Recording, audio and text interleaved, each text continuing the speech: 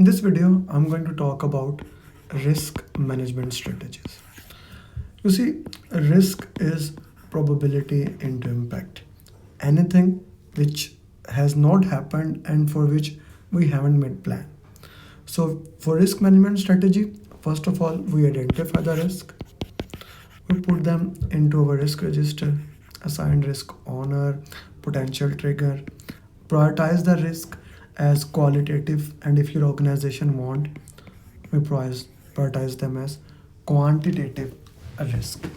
Once you have done both these things, qualitative and quantitative, now we need to plan strategies how to deal them. Now, risk is both positive and risk is both negative. Okay, so risk is probability into impact. Okay, so let's say the first risk management strategy is avoid. Okay, this is the first risk management strategy. Any risk that you identify, the best and the first thing is that we want to avoid that patent risk. How do we make avoiding? We either make probability 0 or we make impact 0. For example, in COVID time, so we said people will not go out. Okay, so we locked down everything, each and every single thing. That was kind of the avoiding the risk. Please understand this thing. All these strategies that we are going to discuss for now, they are proactive risk strategies, right? All of them are proactive risk management strategies. Avoiding the risk, you identify the risk, and even before the risk trigger occur, you are avoiding that risk. The positive for this is exploit.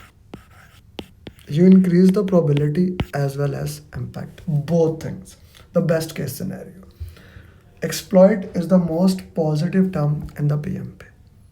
Okay, if you cannot do avoid, either you do mitigate or you do transfer. In mitigate, you either decrease probability or impact, one of those things. Like in COVID, since if you get COVID, you get COVID, we could not decrease the impact of that. We implemented SOPs in the second phase of the COVID, that was mitigation. Okay, transfer is basically you get a third party. Insurance is a good example of it. Whenever you transfer the risk, you have to pay premium for that. This thing is very important. Whenever we transfer the risk, we have to pay premium for that. Enhance is an example of this. When you cannot do increase probability and impact, you only increase one of those things, we enhance it. And for transfer, we have a share as strategy. Okay, these are proactive. Another strategy that is proactive as well as it can be reactive is escalate. Like something goes beyond your threshold limit, you escalate it to the senior management. That is escalation of the risk. This is escalation. All these are proactive risk management strategies. Then we have reactive risk management strategy. Why I'm classifying them reactive, so that you can understand. That is called acceptance. The reactive is acceptance. It has active acceptance as well as passive acceptance. In active acceptance, you identify the risk, you just make plan, also known as contingency plan. You assign the risk owner, you make a plan, and when trigger occurs, then the risk owner take action on it. Understand the difference. In all these strategies, avoid, mitigate, transfer, you are taking action even before the trigger, right? You are not passively looking at that. You are not looking at, okay, let this thing occur and then we can do it. No, no, no. We were doing something proactively. In reactive, we are sitting, and when the risk happens, as an active acceptance, we have a contingency plan, we implement it. If the plan fails, we have a fallback plans. Okay, and as a result of implementing this strategy, we can have a secondary risk, and that has to be again put in the risk register, or residual risk, the remaining risk which sometimes acceptable. The passive acceptance in the reactive risk strategy is that you identify the risk but you don't make any plan, no plans. Okay, if this thing happen, it will be treated as an issue. It's a very important thing. If this thing happens, you will treat it as an issue because you don't have a plan for it. So you will put in the issue log and make a workaround for that. Important thing to that. Acha, a question people ask is that why do we even do passive acceptance? Na?